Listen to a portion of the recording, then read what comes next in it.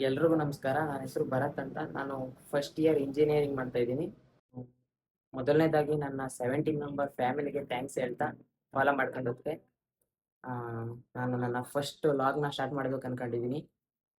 ಅನ್ಕೊಳ್ಳಿಲ್ಲ, start ಮಾಡ್ಬಿಟ್ಟಿದ್ದೀನಿ. ಅನ್ಕೊಂಡು 2-3 ತಿಂಗಳಾಯಿತು, ಅದು ಬೇರೆ ಪ್ರಶ್ನೆ. ಶನಿವಾರ ರಜಾ ಐತೆ, ಖರ್ಚು ಕಾಸು ಬೇಕಾಯಿತು. ಅದಕ್ಕೆ ಪಾರ್ಟ್ ಟೈಮ್ ಕೆಲ್ಸಕ್ಕೆ ಹೋಗ್ತಾ ಇದ್ದೀನಿ. ಆಮೇಲೆ ಸಿಗ್ತೀನಿ.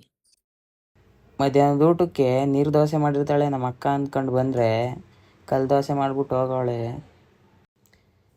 ಏನು ಮಾಡೋಕ್ಕಾಗೋದಿಲ್ಲ, ಶಿವ ಅಂತ ಎದ್ದು ಬಾಯಿಗೆ ಹಾಕಬೇಕು. ಊಟ ಮಾಡ್ಕೊಂಡು ಮತ್ತೆ ಕೆಲ್ಸಕ್ಕೆ ಜೂಟು.